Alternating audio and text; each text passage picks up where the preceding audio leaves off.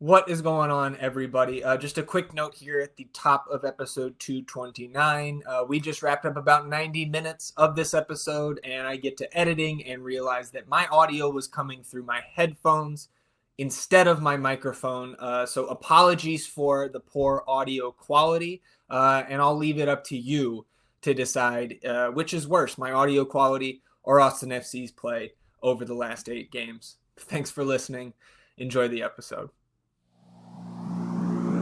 1, 2, 3, 4.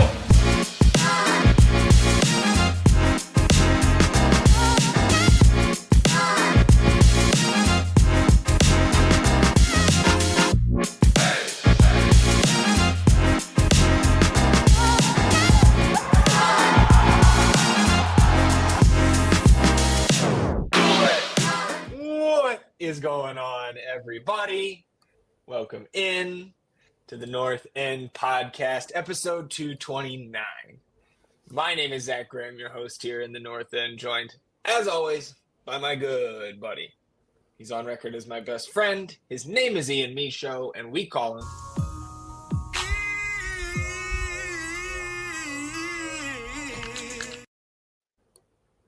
sitting here on a Sunday, defeated Austin, Texas. We are into June. The marathon month of May is behind us. And goddamn, man, good riddance. What a fucking shit show the last 8 games in the league have been. How you feeling, my friend? I'm grateful that May's over. For sure. I think I put on 9 pounds this month, just fucking drinking and eating and being miserable watching this team play. Yeah, dude, I'm sick and tired of watching this team do nothing on the offensive side of the ball. It's boring. It sucks right now. It's enraging. E is for enraged. Yeah. That's where I'm at, dude. It's so bad. It looks so bad. And I don't know when it's going to change. I don't know how it's going to change. That's the other thing that just seems completely defeating, is just like, I'm not seeing anything that's just like, okay, well, we can build on that. Yeah. No, I mean, and we are at the halfway point of the MLS season. So we're going to do some midway point assessments here today after we get through recapping last night's loss out there in San Diego. We've also got some last business day to touch on near the end of the episode. But before we get into the rest of episode 229, just want to remind you all listening or watching on the YouTube channel that you can support the show financially just by downloading the audio versions of our episodes wherever you get your podcasts. So Apple, Spotify, wherever you get those pods, toggle on auto downloads. That'll support the show going forward, and you won't have to think about it again. But you can go the extra mile if you want to rate and review the show wherever you get your podcast. And if you are watching here on the YouTube channel, subscribing to the channel also helps us grow the show, and you can hit the notification bell to know when a live stream pops up or a new episode goes live. And of course, here on episode 229, hit the thumbs up, like the video, help us battle the YouTube algorithm overlords.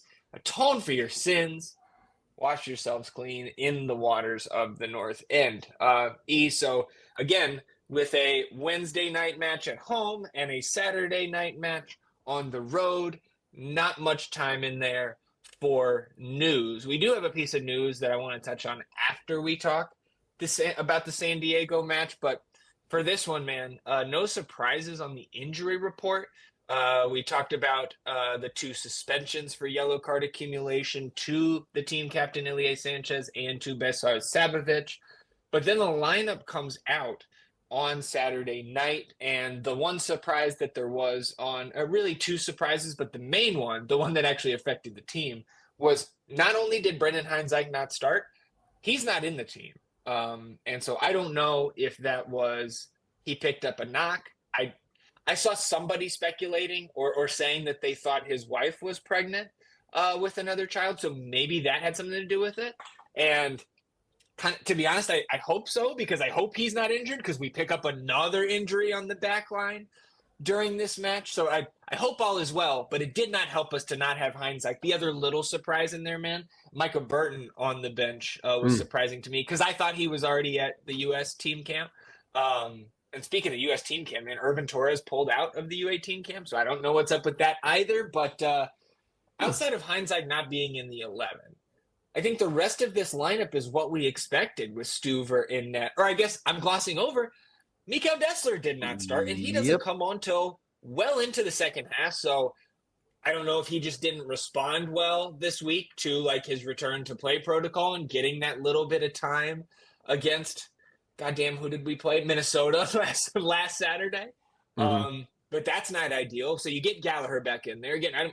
You don't feel bad about that, but I did want to see Mikel get the start. Svatak and Cascante was the center back pairing with Biru out there on the left. And it was a 4-4-2 look last night. So you had Buka, Danny, Duber, and Owen kind of as your four-man midfield there with Azuni and BV up top. Again, outside of Dessler returning from injury to full fitness and whatever's going on with Heinz Ike, the rest of this is what you wanted. I guess it's like kind of the best you could run out there on paper. Yeah, I mean, I'm just going to still complain about Ilya and Sabo and their actions the game before. You really hurt your team. You hurt your team. There's no other way to say it. It was 2 unnecessary fouls that took place by both of them. And you hurt your guys last night because we had to roll out this younger midfield with Duber, Wolf, and Danny there. And like you said, Buka's shifting into that midfield for this formation. But you hurt this team. And now with no BHI, that surprise popping up, that takes you down a notch again, especially on, with Julio getting in there and then him getting dinged up. And I was shocked to not see Dessler. I was baffled because he only got 9 minutes the game before, and something like that. Why would he not? We didn't see him in the midweek. Yeah, and why would he? So I mean, I hope nothing went wrong there, but again, it's just confusing. And I mean, you're right. This is who you have to play with what you have available right now. And so, of course, we get. What is the deal with getting Keith Costigan and Moe do? Oh my God! It has to be 35-40% of our games so far. And again, outside of our continued gripes with the pronunciation or mispronunciation of Guilherme Biru, I just don't really appreciate it. It doesn't seem to me like some of these guys, and I'll pick on Moadu right here, I don't think he does much outside of look at recent. I don't think he watches these games outside of when he's just doing them. The guy's not watching film. Anyways, directing my anger and frustrations, just lashing out. And I will do it again to the pitch conditions in San Diego. Rough. Yep. And I'm putting it nicely. Yep. Everyone can get the wrath today, baby. Doesn't matter who you are. You'd be up in the press box. You'd be on the ground. Everyone can get some. We don't have a preview today for the first time in over a month, so we can live in the fucking stink here. Yeah. Prepare. Strap yourselves in, y'all, because it's going to be stinky and it's going to be bitchy and it's going to be upset. Man. I mean, he's not as bad as your fucking Charles Barkley's, who clearly don't even watch any of the sport. Yeah. But right, sure. It's noticeable, and like you said, our personal gripe with Keith there and everything, and that just become a running joke at this point. Although I do feel like last night he did say it scared properly, to say it. And also he was definitely scared to say it because P. Mike was watching in the wins. So it's just I guess that's what we got going for us right now. But man, the pitch was shit. I'm not really sure why. It's bad. We'll pick it up in the 6th minute where it's kind of the first piece of sustained possession from Austin. They didn't have a ton of the ball in the night and even less of it in the first half. But this one comes off of Stuver rolling it out to Galley after Chucky Lozano made a run and couldn't quite get to the ball before Brad. So Brad rolls it out to John on the right, and Galley quickly serves it up that sideline to Brandon, who just taps it, drops it right back to Danny.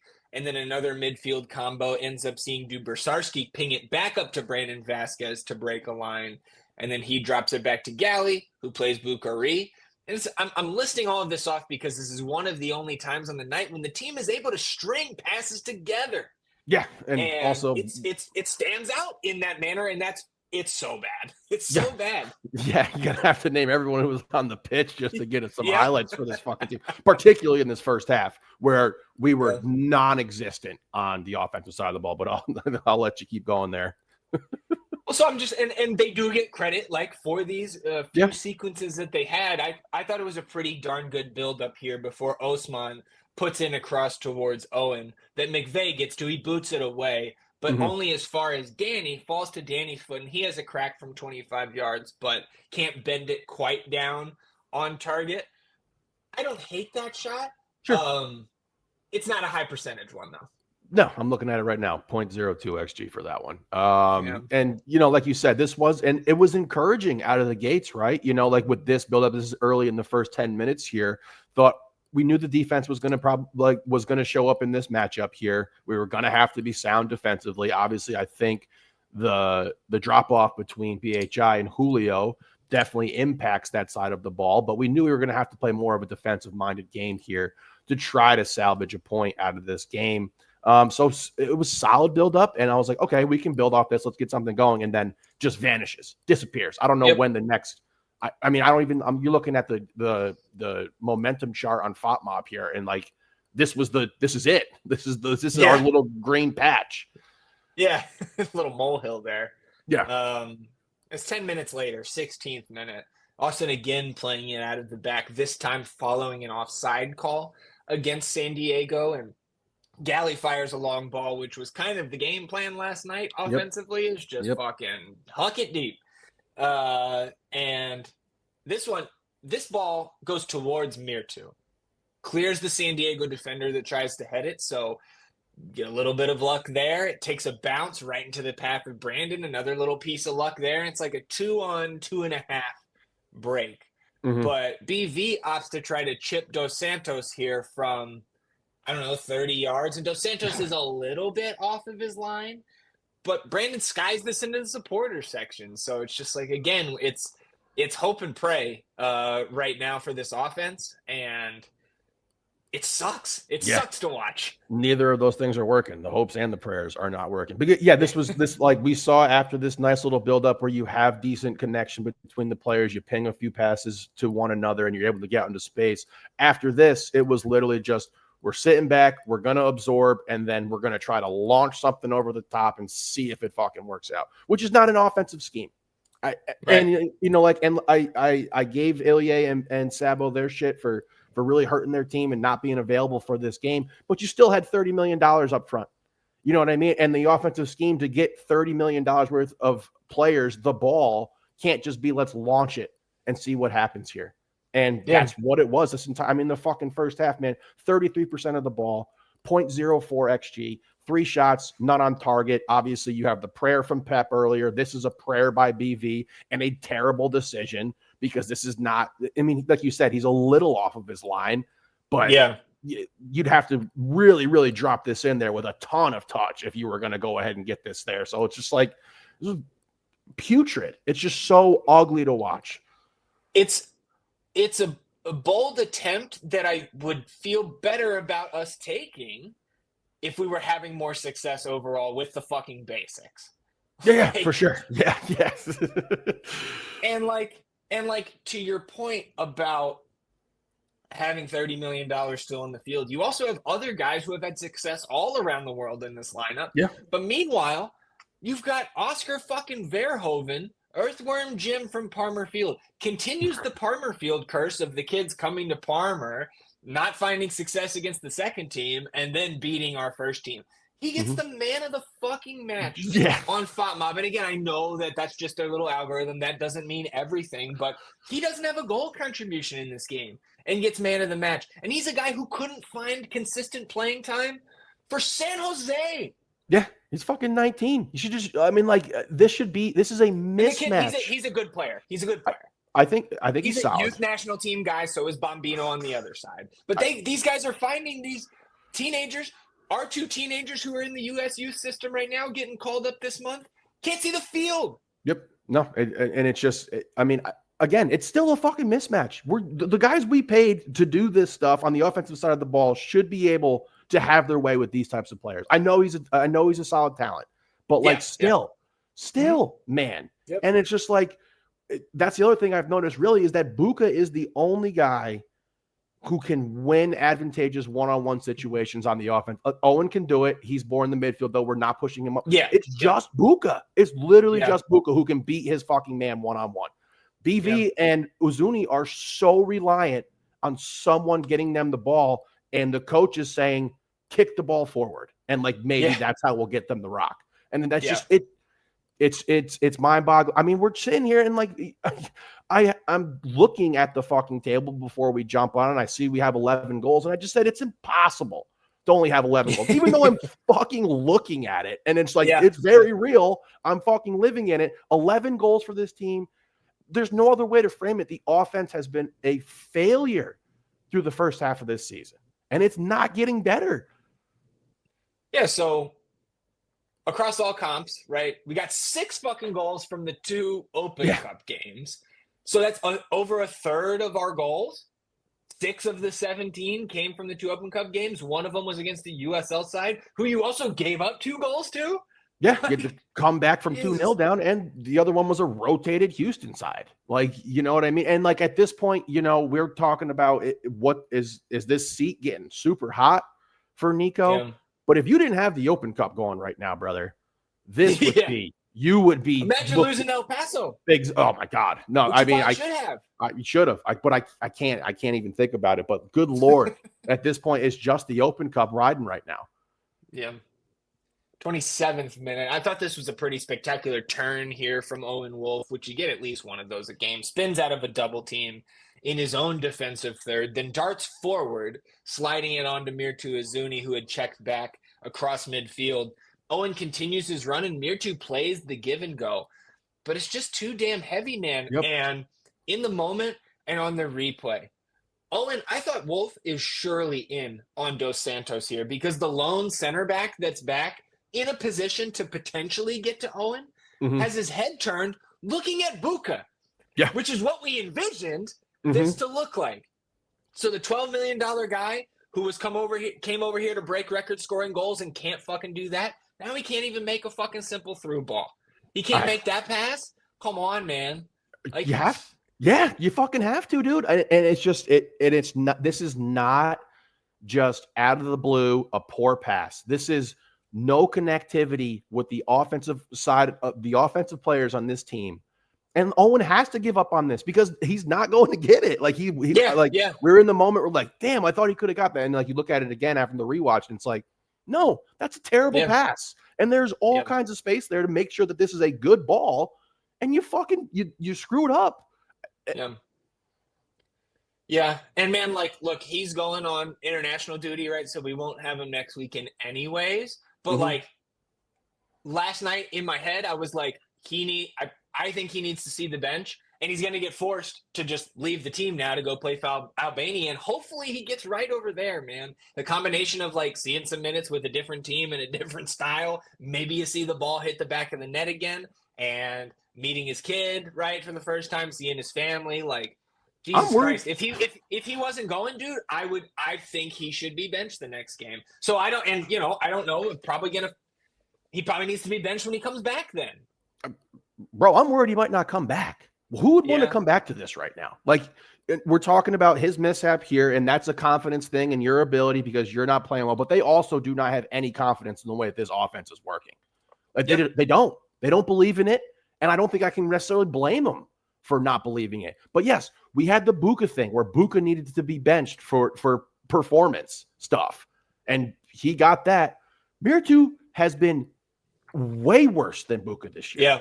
I mean, like, Buka does not have the counting stats, right? I understand that he's got a single goal and a single assist. If you're watching, if you're watching, 5-6 games. If you're watching the fucking games, he has been the guy who has been consistently creating stuff for this team. And he gets a beautiful one later in this game, and he really cranks it up in the second half. But Mirtu absolutely has to go to the bench. Like, show me CJ. I just need to see something different. You know what I mean? Like, give me something. Maybe a different formational look, please. And like, I mean, we haven't had this option, but like, put Robert Taylor on the left, play the 4-3-3, right?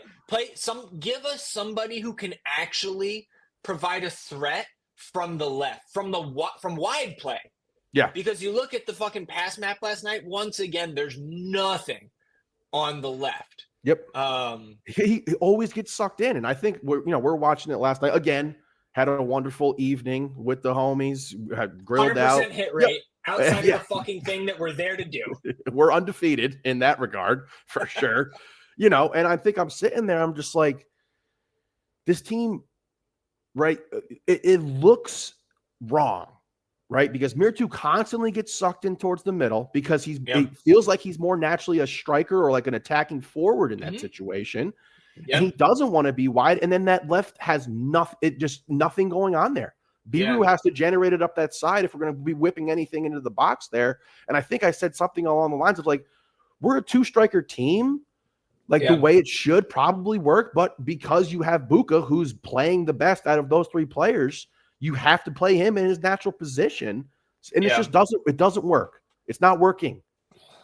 Well, and I just, I don't know, man. I think Azuni takes the coaching well because you've noticed him, especially last night. He's dropping in more to provide that outlet for guys to try to connect some passes.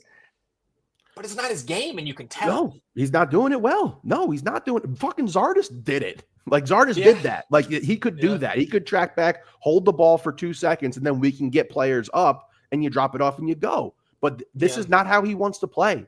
This is just not the style that he is accustomed to. I don't know how he plays in Albania. I don't know how they utilize him, but I might have to watch just to try to, you know what I mean? And then write a letter from a concerned citizen to the fucking front office and be like, hey, are you guys watching this film too? Can anyone tell me why the fuck this guy can't score a goal? Yeah.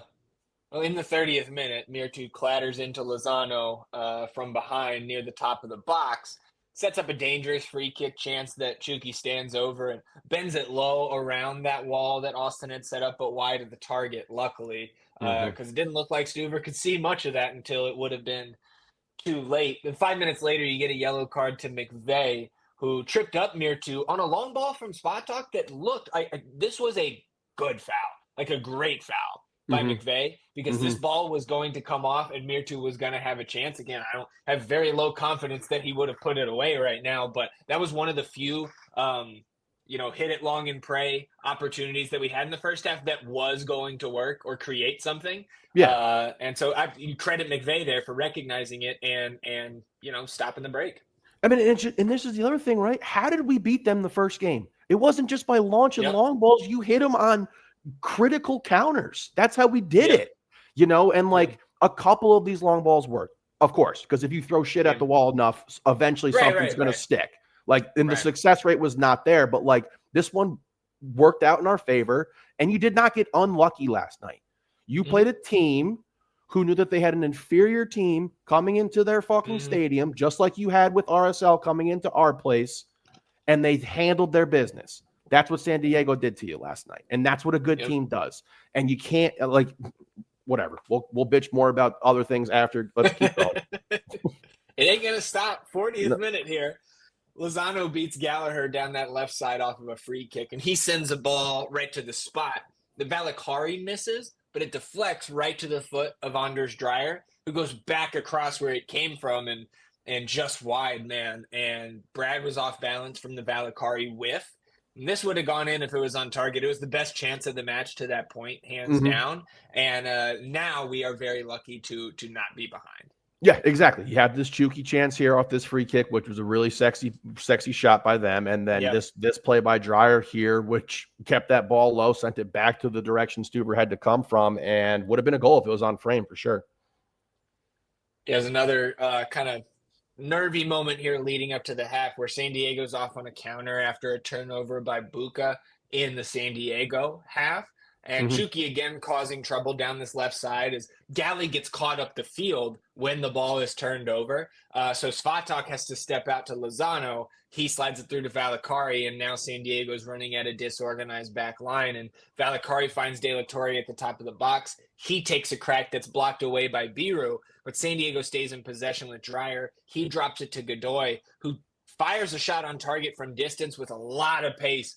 The good Stuver save out for a throw. And of course, here is our customary, the ball is in play in a dangerous area, but we're watching a replay.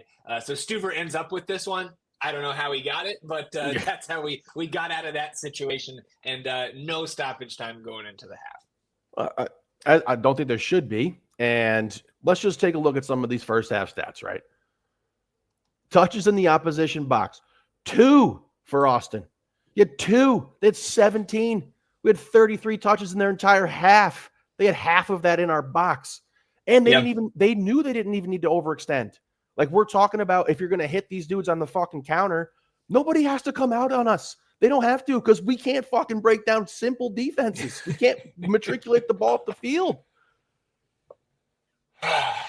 Yeah, and it was 67% San Diego possession in that first half. Yep.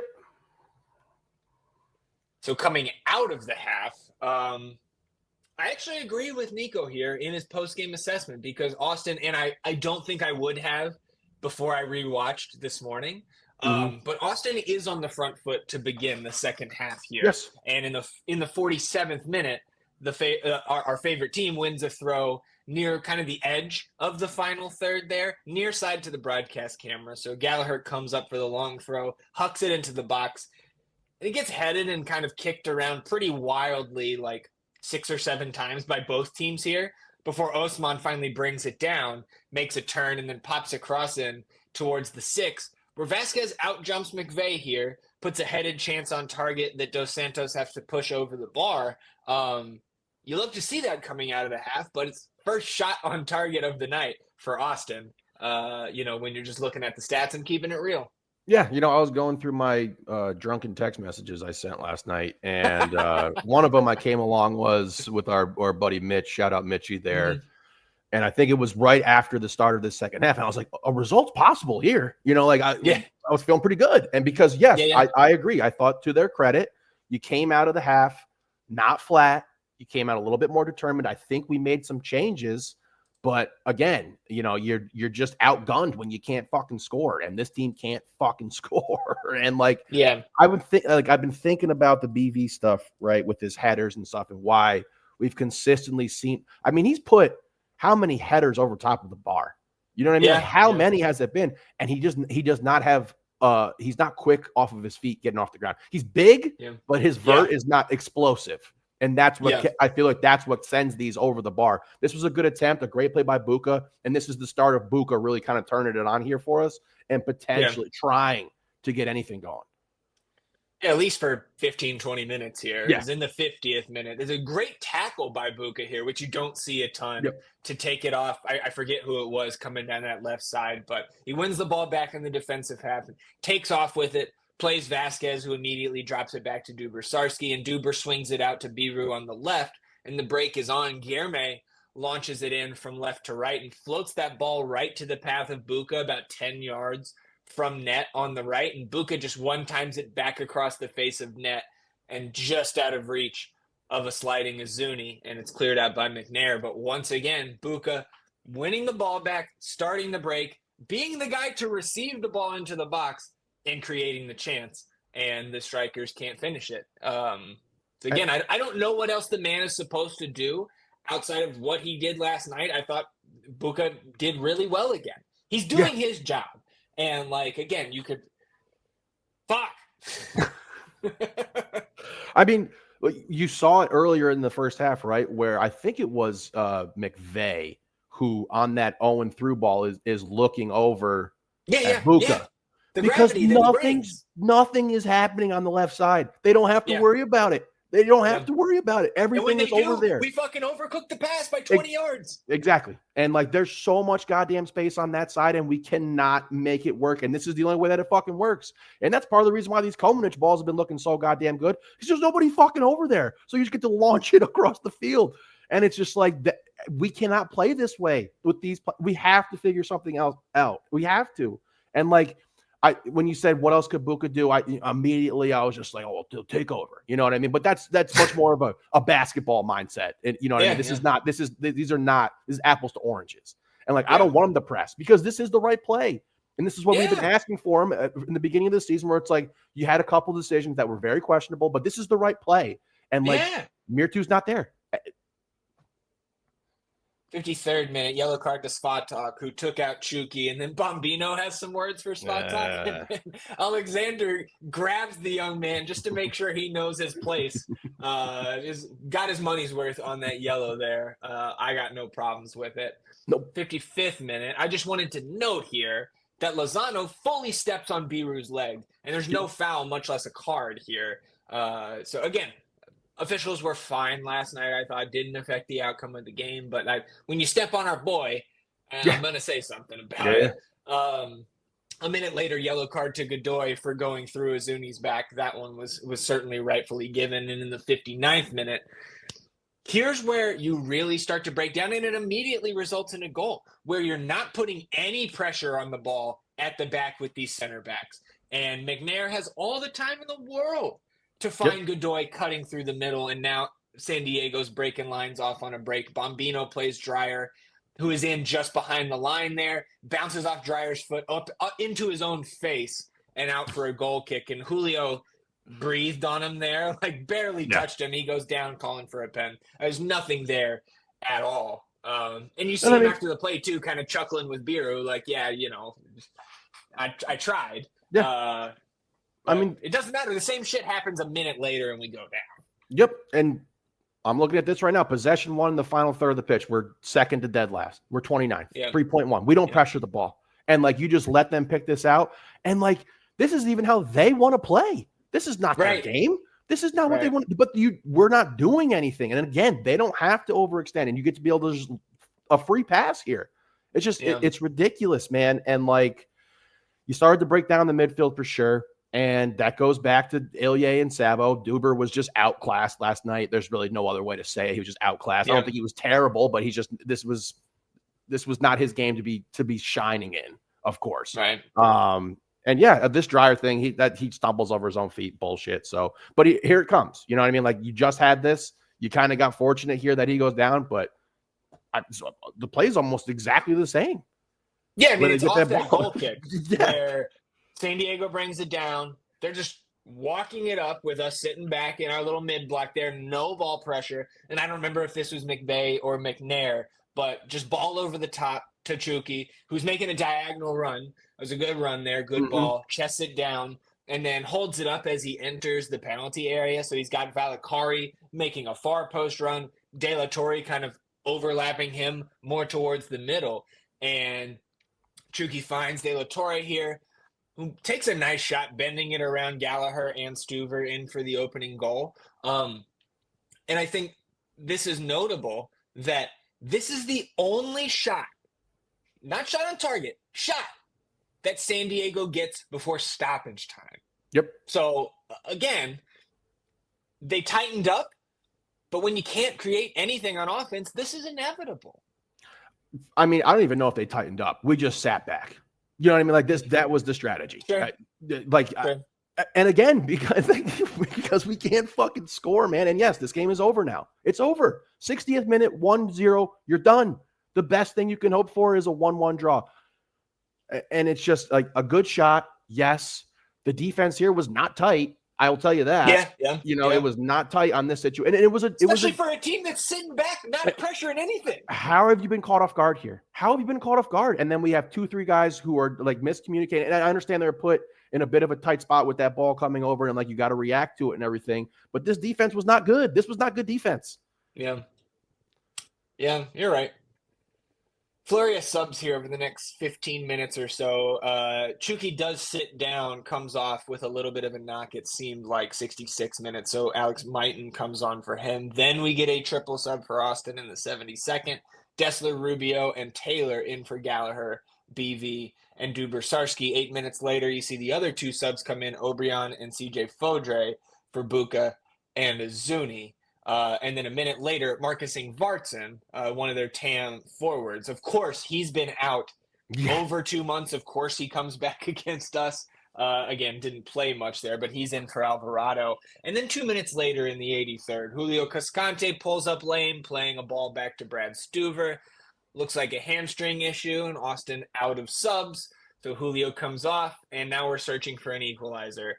Down a man. And I thought in the moment, and then rewatching today when I was, I'm fully sober here. Like, I'm not in the emotions of the match, just having been scored on. They like briefly acknowledge that Austin's Yeah. down a man, but then they call the rest of the game like just glazing San Diego for like dominating the ball. It's like, yeah, dude, like they're up. I don't know why. Again, this is just a cosmetic gripe that I have, but again, we're living in the stink today. I don't know why there's only a graphic on the scoreboard that says a team is playing down a man when it's a red card. Anytime a team's down a man, you should put it on the scoreboard. I like that idea. Didn't think of it, but It's just context that needs. If you're tuning in at the moment, like, you should absolutely. know that. Absolutely. And if the announcers aren't talking about it, which they only did that singular time, you wouldn't know. Yeah. I think a couple times I had forgotten. Like, I was like, oh shit. We were trying to count guys at one point. Yeah. You know, I guess this kind of saves you from pure wrath on my end, I suppose, because you're down a man, you're down a goal, the team's better, you're on the road, it's over. You know what I mean? Like, I can't fault these guys. And I'm watching the game, the rewatch today and everything, and looking at some body language and stuff and like how guys were looking. And this is one of the first games I feel like they looked really, truly defeated, particularly at the end here. You see this last goal and there's a malaise of like fucking defeat goes over the guys there and everything. And I can't really blame you too much. You know what I mean? Like, it's hard it's all fucking fun and games for us to be searching for positive gems while we're not competing. Those guys are out there doing their thing. So like going down a man here, and Julio's got hamstring issues, man. That's just, he does. I don't know what else to say, and I tip my hat to the guys for seeing it through. You have to, but they did push down a man. They extended for an equalizer. What fucking so? I mean, I just don't know what the thought process could be where it's just like, are we going to get out of San Diego with a 0-0 draw? And like, is that the mindset that the coaching staff went into this game with? You know what I mean? Like, I feel like you're going to have to score to tie that team. They have plenty of good players up in the front, and particularly guys who can score goals. And I think they were trying. They're trying to hit him on the counter and steal a goal. And then if we would have got up one, you would have seen the fucking bonker. Yeah, for sure. I mean, it would. If we score in the first 10 minutes, you're getting 80 minutes of that. Yeah, I just, if you're not scoring, man, there's not very many avenues for victory. I told you on the last episode or two. I don't know when it was. But like, if you have fucking Wolf as the coach still, I'm not saying the results are different, but you're scoring fucking goals. This team would not have 11 goals. They wouldn't. No, I mean, this has been the most disappointing season in Austin, in my opinion. Not close. Just regards to how this team was built, the money spent, the fact that we went through the rebuild. Like, I didn't expect shit out of that team last year, which is part of the reason why coming into this season, I expected a whole lot out of this fucking team. Yeah.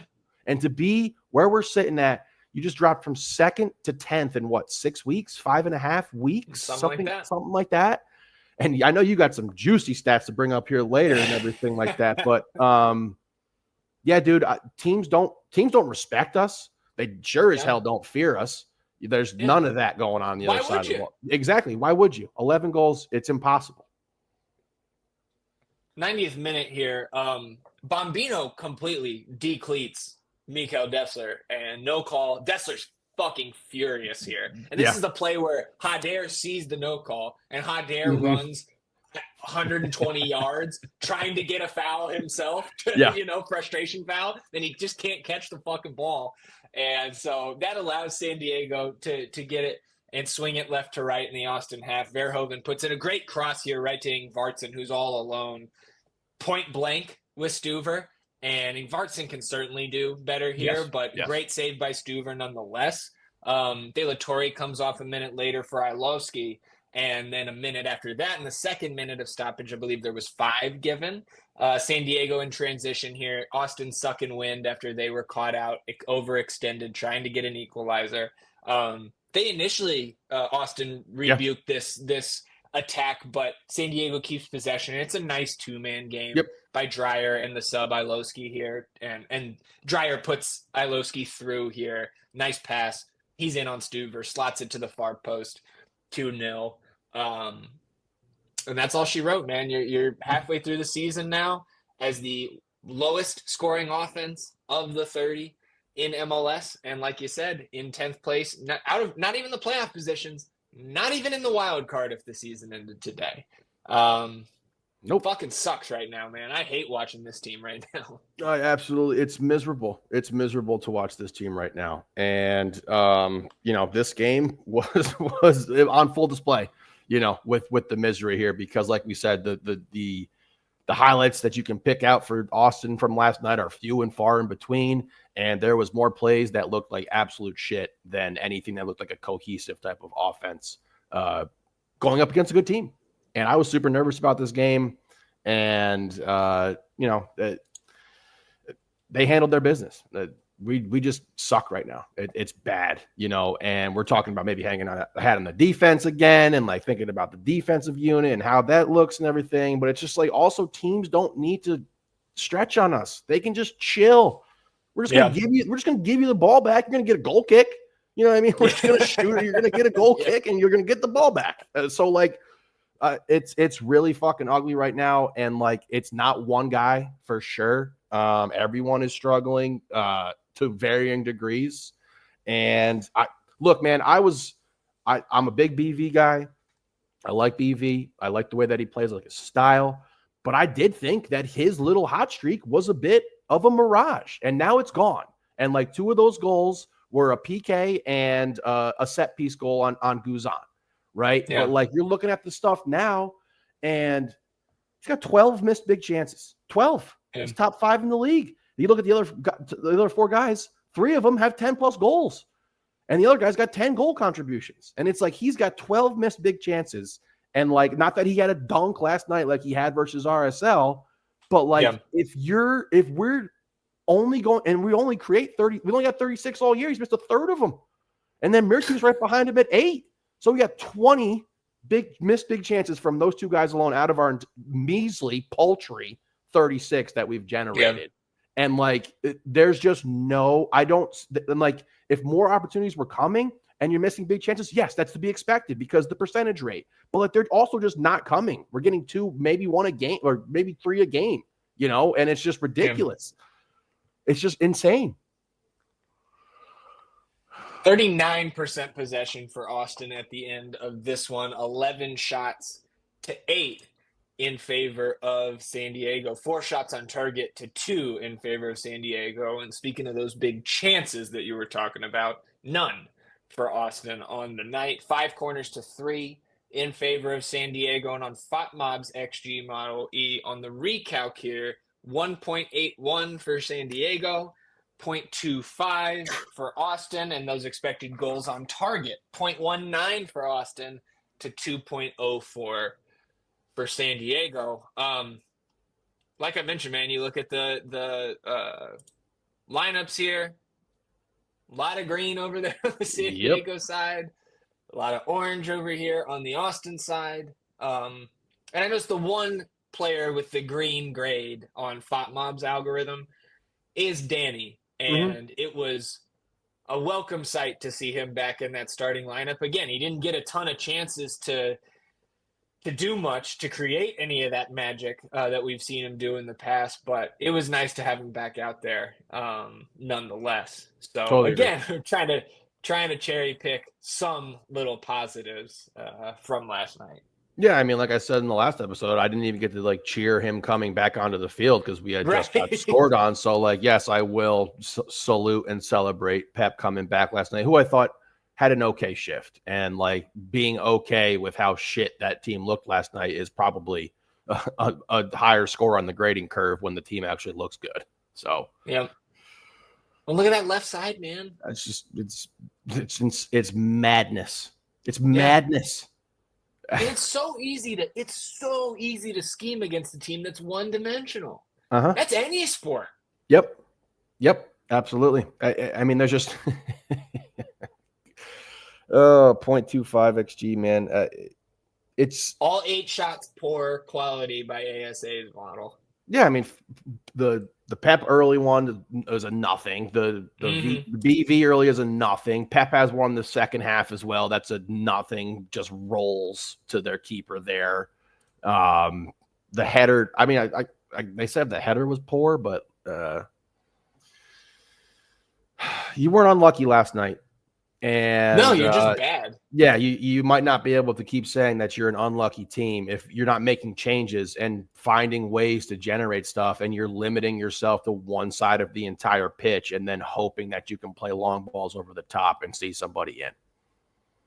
And yeah, we need it. We need a change in the starting lineup. It has to happen. You know what I mean? Like you said, Azuni's going to be gone. And fine. It hasn't worked. It's not been working. Show me somebody else here. Let's see it. CJ, here's your opportunity. Hot Air, here's your opportunity. Robbie Taylor, here's your opportunity. Someone give us something. Give us some life. It gives me a little bit of life, is other Austin fans. Shout out to the traveling contingent yesterday, man, because that was a great showing. And another example of all of these fans deserve so much more. Yeah. For supporting a team like this. Mm-hmm. And again, man, to Anthony Precourt and ownership and Roto, look at the other teams that are in our vicinity in both conferences in the table. They don't have fucking fans. And you guys, if you continue down this road, you're going to be there too. It doesn't matter if you're the only team in town. It's an entertainment fucking product at the end of the day. That's how you're bringing all the casuals in. Mm-hmm. And you've already started to lose them over the last couple of years, but Jesus Christ, man, get it together. Yeah, that's a great point. Yeah, the two teams right around us essentially, and even in the fucking state, Houston and FC Dallas are two of the lowest attendance teams in the league right now. And we still have this awesome contingent. And shout out to everyone out there. I hope Fudge was out there. Hope you had a good time. Hey, sorry you had to watch this fucking game. Pirates, hope they had a good time as well. But the fans are great, man. But to your point, we've been noticing too. We've been at. How many home games have you and I been to at this point? 90. I've missed 5 all time, all comps.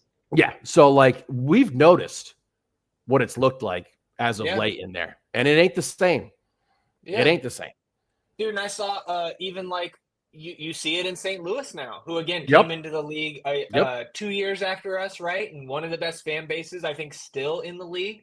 But their game yesterday, after they fired their coach for scoring the same number of goals as us to that point, now they have more than us after last night. Their supporter section was 70% full yesterday. Yeah.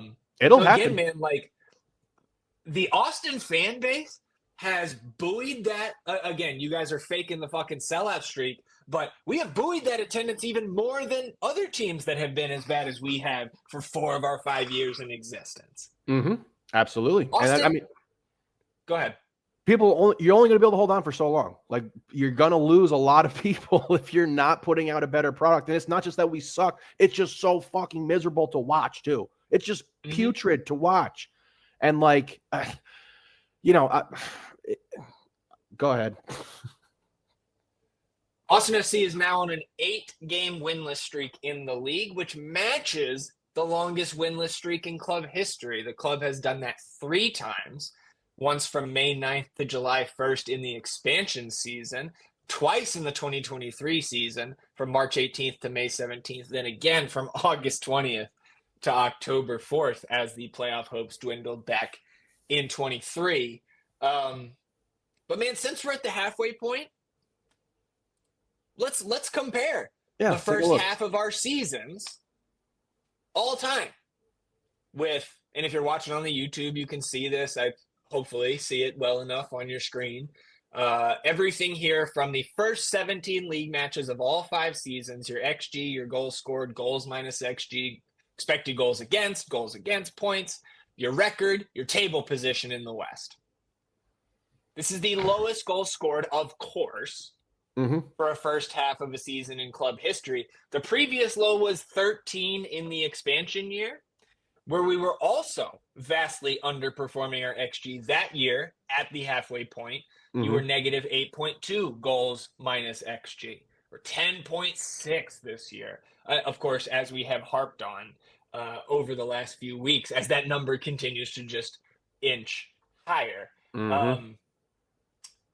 But we're tied. I mean, I guess if you're looking for a positive, it is that the defense, I think the defense is for real. It doesn't fucking matter if you can't score because, again, if you're a one-dimensional team, you're not going to win. But this is the lowest, tied for the lowest goals against, which is also the expansion season. We gave up 20, but we were overperforming our expected goals against by a club record 8.4 in that season. We had an expected goals against of 28.4, whereas this year we've given up 20 and our expected goals against is 21. And that expected goals against number, man, is by far the best that we've had. Dude, fucking last year at this time, comparing the team where it was last year again, in a year where we knew we were rebuilding. The roster was not complete.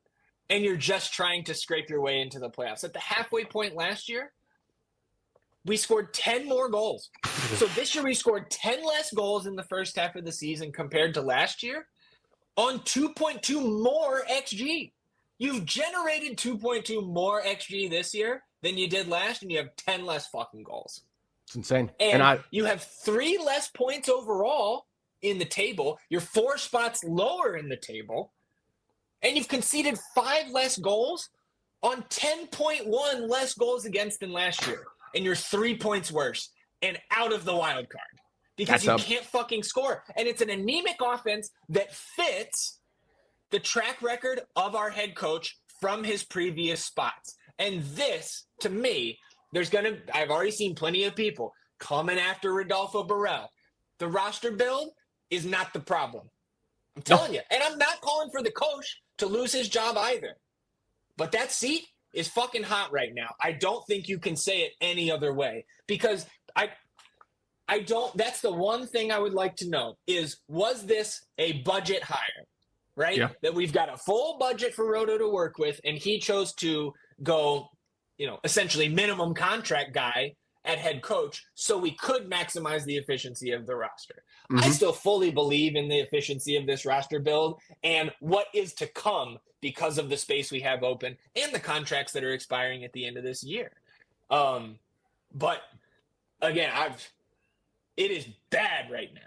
Terrible. And that's what gives me pause to believe in this defense because of Nico. I have hesitation because of the style that he wants to play and the fact that it is so risk averse that your defense is just there because the offense is just not doing shit. And like you're sitting in your mid block, you're sitting in your low block, you're playing teams who want to get up and down and go, and you don't engage them in that. Even though we've been begging for dogs for years. You got them. We got the guys. Yep. And I refuse to believe that these dudes just forgot how to play soccer. I refuse to do it. It's impossible. It's an impossible thing for me to wrap my head around that Osman Bukari, Mirtu Azuni, and Brandon Vasquez all just were like, we're going to collectively stink this year. Like, yeah. I just can't. I cannot. If it was one guy, sure, okay, he's struggling. It's everyone on the offensive side of the ball. And like it is bad, and those numbers really highlight it. You're fucking bro. That roster last year was a joke. Hunter Obrian was our leading goal scorer. We got 8 goals out of him. Yeah. We're about to get. We're on pace to have our leading goal scorer be fucking 8 again. Yeah, and then only have a combined 12 with the other 2 guys. Yeah.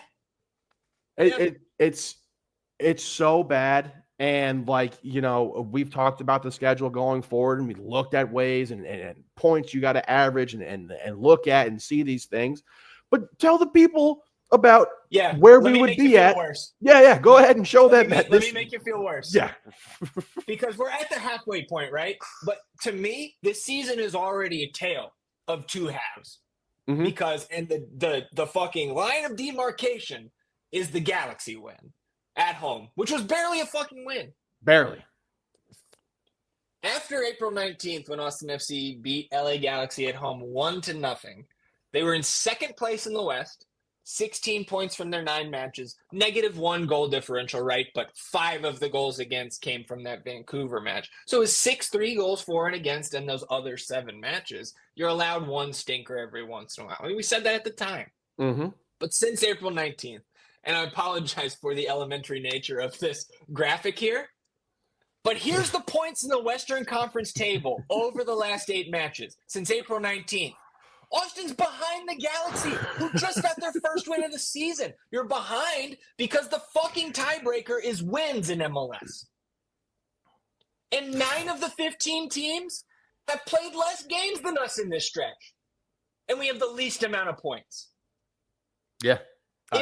Look, man, again, I want them to work this out. And I don't think that the coach is going to be fired before the end of the year. I don't think that's how this club is going to operate. But we already said it about St. Louis. So it's not just globally. Even in this league, when you're as bad as we've been, you get fired. Yep. And so I will not be, I'll tell you this, I'm not calling for the coach to be fired, but I'm not shedding a tear if they make a change.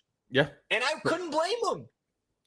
How could you? Look at this. And I mean, the Galaxy are without their best fucking player who they've not had the entire fucking season. And then during that stretch as well, Paintsel and Peck were both dinked up.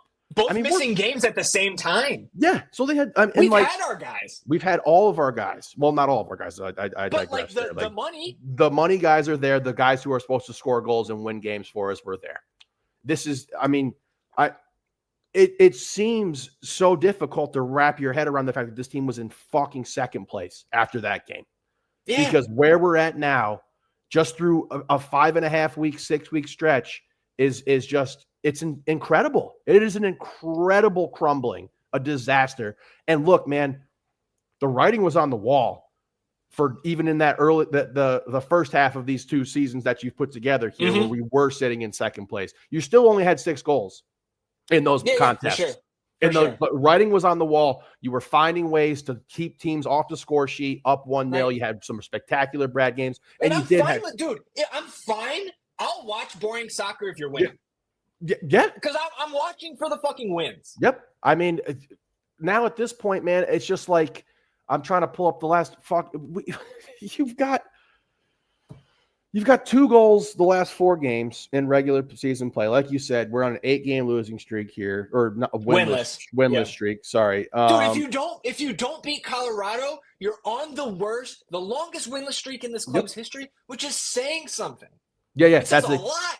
That is an indictment. And, the seat has to be hot, in my opinion. And I don't know if I'm there yet. I don't think so.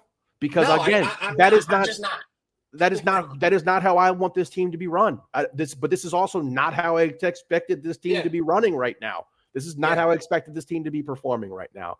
But like I said, aren't playing well either. The offense sucks. And you got, again, XG is not everything. But if you're watching the games, you see the missed chances. Yep. You see them not being able to convert. They're not generating enough. I'm with you there. But the players are not holding up their end of the bargain either. And that's why I think there is a non-zero chance that Nico loses his job because, again, like I know it's the cliche saying, but you can replace the coach. We cannot replace all these players. And I don't want to replace the players just like I don't want to replace the coach. I want these fucks to figure it out, man. But they have the talent on the roster. Absolutely. But what inclination do we have to think that they are? None. There's nothing you're showing us right now that's like, okay, this is progress. This is a new wrinkle. And I talked about it for the first Minnesota match with how Ramsey gets creative in trying to find ways to score, and they can score. Like, you know, they're not hurting like we are to fucking put stuff behind a keeper. And we can't come up with anything I mean, we have 1 player with more than 1 goal this season. 1. Yep. We thought we would have 3 All-Stars. At minimum. I would have said 4. A home team, bro. I know. 2. I would have said 4. I mean, and like, again, I think I brought it up maybe last episode or 2 episodes ago. I was like, I would like to hear something from Roto about this. Just you don't have to come out and go scorched earth. I just hope he's doing his job. That's why I'm okay not hearing. I'm sorry to interrupt. I've been thinking the same thing. I don't think he's been in the country for all of our home games. Like, Yeah. I think the guy, you would think he's busting his ass to fix this shit with the space that he has in the summer. I would hope so. But I would love to just hear his honest assessment of what he thinks is going wrong here, what he thinks is the issue. And it isn't just one issue. It is not just one issue. It boils down to a single issue, which we can't fucking score. But it is not just one thing in itself. And like, it is just the complete opposite of what I thought rooting for this team in 2025 was going to feel like. The exact opposite. And like we've repeated it fucking 12 times at this point, but like I'm gonna say it again. We said earlier in the season, we might not be great, but we're gonna score a lot, and it's gonna be fun. Look at all this talent. and now you have the 11 goal mark is so disgusting. We have to be on pace right now to be breaking the record, right? You got for a 34 game season, You got 1 goal, 2 goals over the last 4 like this. Yeah. It's fucking ridiculous. Well, because the DC record where they only scored 21, that was a 30-game season. So I think the 34-game record, I think, is 24, I think. It might be 22. Either way, you're on pace for 22. So at best, you're going to tie the record on this pace. And like, I will say this, right? Because the strength of schedule, based on where the table is now, has not been super favorable to Austin. No. Right? Like, so that for the next 17 matches, like if you just look at the West, right? In those 9 teams that are above Austin in the table, 18 games against those 9 teams, we've played 11 of them, including all 6 matches on the schedule for the top 3 teams. And I think Portland's in 5th, and we've played them twice as well. And you look at the 5 teams below us, we've only played 4 of those 10. And I think the Eastern Conference teams we have on the schedule are also favorable as a whole when you look at the 4 that are remaining. And DC, I think DC, Montreal, and Revs, Red Bulls, and Revs. Yes, yep. And Red Bulls that are the best team of the group, but I don't think they're great either. And they're coming up in 2 weeks. But like, I think we've hinted at this on the pod before over this month. But there's a 9-game stretch in the second half of this schedule that is, hands down, in my opinion, going to make or break the playoff chances of this team. Because over this 9-game stretch, and we've got it up on the YouTube here right now, from July 12th to September 13th, and you can't see it with our little ticker down there, and misspelled Houston now that I'm seeing. We're going to leave that because fuck Houston. But in this 9-game stretch, New England at home, Galaxy Road, DC United Road, home for Houston and Dallas, road Montreal, home San Jose, road Sporting KC, and road Dallas. One of those teams is above the playoff line right now, and it's San Jose. Yeah. Who doesn't scare me. It's wild. It's crazy. Like, they've beaten us more than we've beaten them, I'm pretty sure. But, like, I'm not scared of San Jose, especially at home. Like, it's just on paper, let's go out and play those guys. Like, this is the stretch. And factor in that there's only 1 midweek league game the rest of the season for us. That is advantageous. And it's the Galaxy on the road, which, like, at this point, I'm expecting us to go fucking tie out there. But, like, you should feel pretty good about that game. Despite them winning their first game of the season last night, this is the stretch, man. Road, home, whatever. On paper, you got more talent than pretty much all of these teams in their current state. Yep. You got to go get it done. 16 points from these 9 games, minimum. If you don't get that, man, whew. Yeah, you're out. You're missing. I mean, that's what it is going to be. You'll miss. Yeah. And then you do get fortunate with Seattle playing in the Club World Cup and LAFC playing in the Club World Cup and catching them right around that time. So you do get fortunate when we play there. The end of this month, yeah. But again, this is just on paper. And every other fucking team on that list is going, oh, yeah, we played a bunch of good teams, but now we're going to play Austin. So, like, It definitely goes both ways. But, yes, if you want to prove that you're not who you are right now, which is bad, then that's going to be when you're going to have to earn your stripes. And, like, that's going to be the stretch where you're going to make or break your season, really. And, again, I think I would feel better about the schedule moving forward if I was seeing anything on the field that made me have some hope and be like, okay, well, there we go. That's working. Well, we're only 2 weeks removed from feeling pretty good about the performances against Vancouver and Minnesota. Again, but But yes, I know. it was a stepping stone to a win against RSL, and you didn't fucking do that. If you hold on against Atlanta and you hold on, and you beat RSL like you fucking should have. You should have. Yep. They got dubbed 2-0 by the Galaxy. Yep. Yeah. Come on, man. Like, if you take care of business at home, we were talking about the Wednesdays. If you do that and you're on 24 points now, you're in 6th above LAFC. And I know they'd have a game in hand on us, but still, you'd be in a playoff position. You'd be feeling good about, or feeling okay about taking care of business at home, competing against the top teams in the league. And even if the game last night goes as it did, you went down a man, right? You didn't really have the chance to come back at the end. So, like, you could live with that.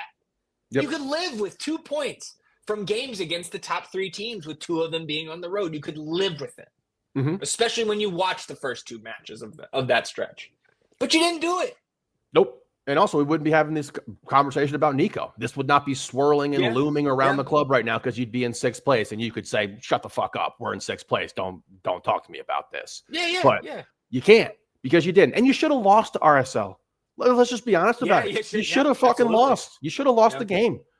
I mean, if Luna puts that one away that he definitely should have, and then you also get super fortunate with the Diego Rubio miracle goal, like, you should have lost that game too. So, like, yes, but again, I go back with the Vancouver. You still didn't score.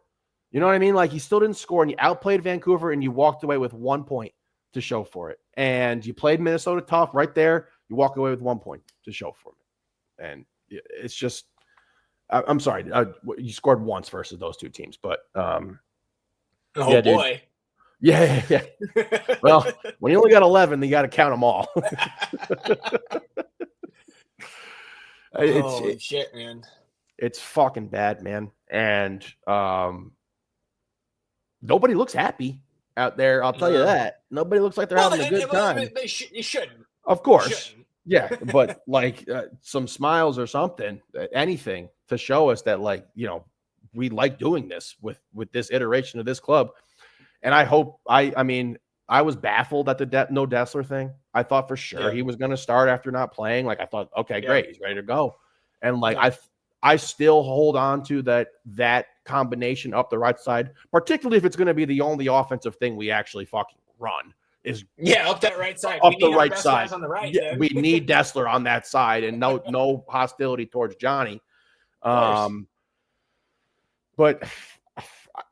why would I feel good about going to Colorado? Why? Like, why would I feel good about this? Like, Colorado, I don't think is very good. You know, Cole Bassett hurt right now, right? I don't know, bro. I have taken the day to completely ignore. We'll do our preview on Wednesday. We did so many goddamn previews. Oh my God. I guess if you're asking me what to get excited about, it's that Colorado, we've had multiple games where we win and we didn't expect to. Okay. So, like, maybe. I mean, yeah, no. I mean, I don't think I could sit here and talk in circles and bitch and yell. And like, we did that for 45 minutes today before we even started recording. We did it last night. And I don't know, man. There's nothing from this. I do agree with Stuver in the post game where he was asked about, his interpretation of like desire to win kind of sounded like the difference between the game plan of coming in to try to win and what they put on the field. And like, yeah, man, you're down a man the last 15 minutes, and they fucking if you don't think those guys that were on the pitch tried to go win or tried to get the equalizer at the end, most people haven't, but then you just haven't competed at a high level before. Those guys are not going out there and not trying to win at any point. You could see at any it. Fucking point. Yes, exactly. You could see it that they were trying, but again, you're down a man. That's why you get caught out of position and give up this second goal. And I don't blame any of those guys for that, because they were huffing and puffing and just like on their last legs, you know. And again, it just comes that it isn't that. It isn't that. It's that you can't fucking score. You can't find a way to score. It's baffling. And like, I looked at those numbers you brought up, and yes, it's startling. It's striking. But like, with Nico's track record, how his teams have looked what FC Dallas fans were saying after we hired him. And we're like, oh, good luck, strap in. And like, I don't want to pile on the fucking guy, but no jokes at the presser last night, right? Nothing we cracked jokes we're not about. talking about fucking. Okay, yeah. All right, good. We're not talking about Netflix shows, nothing like that. Okay, good. Well, let's move on. Let's talk about, again, we're looking forward to the second part of the season a little bit in that bitch session. And part of what comes with the second half of the season is the summer transfer window. And we know we have spots that need to be filled. So this rumor comes out. I believe it was We Are Austin TV that first started to amplify this, but it comes from Futana Swatella. Sorry for butchering that. I imagine this is a Fortaleza fan account here because a lot of their posts are players in Fortaleza kits here. But the rumor is that I believe 20-year-old Kervin Andrade, who is a Venezuelan national, obviously playing currently for Fortaleza in the Brazilian First Division, that Austin has reached out to his representatives, not to the club. So the fact that this is a, single source report from what appears to be kind of a fan account, or at least an account that's dedicated to one team, and the fact that they say that they don't claim that the teams have actually been in contact, didn't really kind of push this right off the rip. But man, the player on paper here is very exciting, would absolutely be a U22. We would be paying multiple millions for this player. And Andrade does fit in to kind of what we think we need the most right now, which is a chance creator in the midfield. So yeah, a 20-year-old here, Venezuelan. He actually did, I believe, have an assist for the Venezuelans at the Copa America match that was hosted at Q2 last year. So already been distributing on our hallowed ground there at Macalla. The report from the initial outlet on Instagram said it appears that Fortaleza has 50% of his rights, and I think when you do the currency conversion would be asking for around 5 million for the player. So I kind of read that as 10 million overall, and that ain't happening. No. Where's that coming from? This is certainly a name that you should be excited about being in the rumor mill. Even if this nothing comes, we see plenty of rumors come across that you get one little blast from kind of nowhere, and then you never hear that name again with our team. But I would surely welcome another source on a Kervin Andrade rumor out of South America, because this is, and I do want to direct anybody, if you want some more information about Andrade from somebody who has watched the player, Alex from We Are Austin TV, obviously the vivacious Venezuelan, knows everything about Kervin here, who I believe is nicknamed Tutti, right? So he had a thread over there on Twitter with a lot of good kind of background info on the player as he's watched him come up through their national system. Awesome. And Alex did nothing but hype me up even more for a player like this. Like he pointed to an article in The Guardian from I think 2 or 3 years ago. And obviously 2 or 3 years is a long time in a youth player's trajectory, but was named as like one of the best prospects in the world for the 05 class of players. So again, this is a rumor that makes sense on the surface because we have the U22 slots open as we open up the roster profile here. We have the 2 senior slots, 2 internationals, and 2 U22s. So Andrade would fit right into this roster. He makes a lot of sense positionally. So I'm ready to see another source come out about this man so we can really hop on the train. Because I'm also treating this right now like Nicky Boloco is taking up a slot on this roster. I've still got my fingers crossed for supplemental though. Word. I'm just looking at the players in, players out, and being baffled as to why we can't score goals. Yeah. We got, like, we've talked about these U22 kids, how advantageous they are to your roster build, how advantageous they are to selling on later down the road. And, I'm not, all right, I won't shit on Duber. We've done enough. We've done enough of that. Not fair. He's been fine. Yeah. But I'm just saying.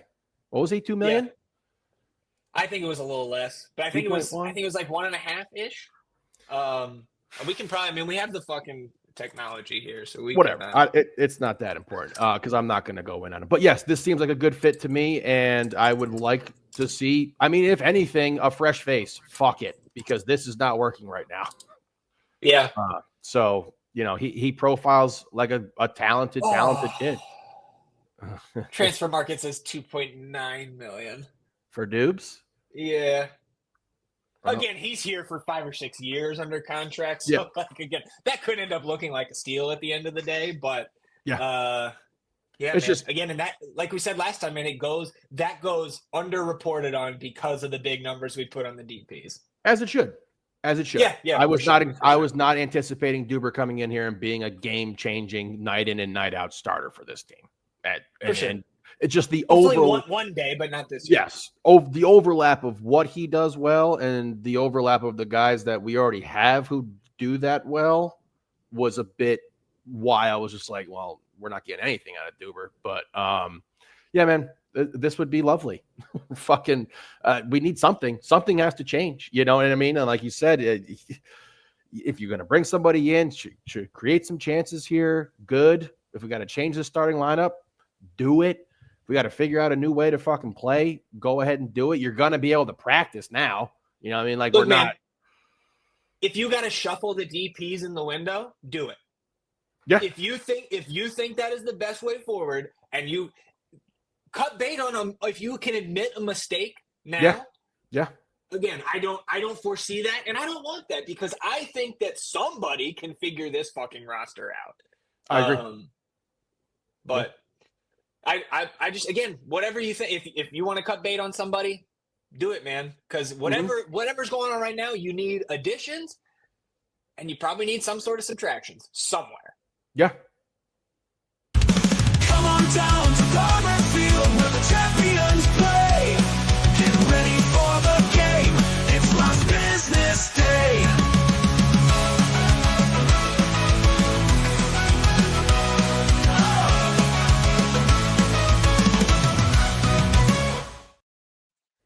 Last business day to close out episode 229 of the Northland Podcast E. And this one on Friday, out there at the pitch. Lineup comes out. Peter Grogan back in there. Diego Abarca, Jimmy Farcarlin. Midfield of Adrian Gonzalez at the 6 next to Jacobaro and Jorge Alistue. Riley Thomas back in there for the second team. And Antonio Gomez. I guess we didn't mention that at the top. Antonio Gomez did get the short-term call-up to the first team, his third of the season, so he was not with FCito on Friday. So Daniel Chesla starts at center back next to Nico Van Ryn, who had the armband, Ruben Bonachera out there on the left, and Charlie in net. So you see on the other side, my boy, Steven Inorgiamfi, getting the start. Names like Exxon Arzu out there as expected. Rodriguez with the armband as expected. And a Wolf returns to Palmer Field. Gavin Wolf getting the start for Houston Dynamo 2. In this one, as you can see on the screen, he did not go our way. In that first half, I actually tuned in right as Ruben Bonachera was coming off the pitch injured. Anthony Deanda came in for him right around the 20th minute is when I was able to tune into this one. And right after I turned this one on, too, Nico Van Ryn. Nice ball over the top from him to Jorge Alistue in behind, but Jorge couldn't connect on the little volley there to get it past the keeper.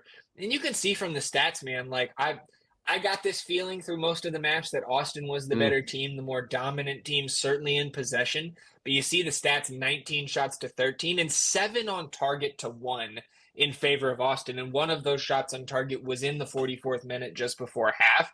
I do want to credit whoever brought the very loud child who screamed at the top of his lungs, "Houston sucks," right before this play.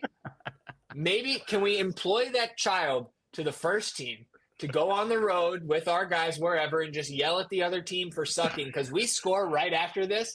Long throw by Chiesla, hurling it into the box. Houston player heads it out, but only to the top of the box where Adrian Gonzalez lets it bounce before heading it back into the mix. Grogan runs under that one to pop one more header towards net where that ball bounces in front of the net where the Houston keeper and Van Ryn rush to it. Nico Van Ryn beats him to the ball, nods it into the net for the opener just before the break. And credit to Van Ryn and all the guys for keeping that in there. But it started with the child, man. I mean, it cut him deep there. You heard that around the world that Houston sucks. Hey, we'll try anything up here at the first team, man. Sign this kid. We got supplementals open. Into the second half, you get a double change in the 66. Chris Avila and Irvin Torres come in. Again, Irvin Torres pulled out of the U.S. camp, so I don't know what's up with that, but came off the bench here for Abarca and Adrian Gonzalez. In the 69th minute, Houston gets a free kick to the right side of the Austin 18. They whip that ball in and into the scrum, man. You can't really tell from the broadcast angle who exactly this deflects off of, who had a chance. Charlie was there, of course, trying to corral it, a couple other players, but it ends up being touched home and credited to Daniel Chesla as an own goal there. He was certainly there trying to clear it off the line, but no matter what, we're level here. And again, for them having one shot on target to our 7, our 2 big chances to their 0, this one hurts, especially because we go into the shootout where Chesla also misses his second round attempt. And then Van Ryn is stymied in the 5th round to lose the shootout 4-3 and drop the extra point. Again, it's the first time that Houston Dynamo 2 has pulled any sort of result from Austin, and they get the extra point, and that is 2 points stolen, I think, for Dynados. This one hurt. Yeah, no, that does look like it's really bad with all this looking green, looking verde. Yeah, and have that kind of fluky own goal, but that does hurt. Where are we at in the table right now? Yeah, we can pull that back up. So we stay in 13th out of 14 in the Western Conference. Again, a game or 2 in hand on some of these teams that are above us in the table, and you're still just 8 points behind first place as you're there in 13th, but got to start scoring. Got to start getting some of these results. Got to win these shootouts, man. It's just you're dropping points kind of at every turn here. Yep. Starting to add up. At least you've got that 9-point buffer over Sporting down there, who's just really in the mud. And next weekend we are getting the kind of franchise double there. So both the first and second team traveling to Colorado this coming weekend. So we'll preview that match against Rapids too on Wednesday's episode. Finally back to Wednesdays, E. It feels nice. And you thought we could maybe, without the extra preview today, have a more normal length episode, but you have to bitch for a half hour extra, so it comes out in the wash. Hey, look, we had to get it done. I had to get it off my body, out of my soul. That's for fucking sure. Yeah, man, I don't know. Go throw some darts or some shit now. Watch the CONCACAF final tonight. Watch some actually good teams play soccer. I don't know. Speaking of darts, bro, shout out to TJ for coming over last night and just, obviously Tej plays a lot, so that was a blast to hang with him, man, and work on our dart game. That was a blast, man. You got those fucking super premium darts. Yeah, sound like fucking owls flying. Just Well, yeah, you want to come over play some darts? Come over play some darts. We'll watch some good soccer teams. There you go. Anything else for you, man, before we shut it down? No, God, no. Yeah. Well, if you made it this far, we really appreciate you sticking with us here, tuning into episode 229 of the North End Podcast. We're back on our regular schedule here, so we're back on Wednesday previewing Austin FC's road trip up to Colorado for both the first and the second team and talking about everything else that happens in the Austin FC universe. Between now and then, enjoy your week, everybody. It's the beginning of your week. We'll try to do the same. We'll see you back here on Wednesday for another episode of the North End Podcast. Until then, Heezy, and I'm Zach. Vamos Austin FC, everybody. Goodbye.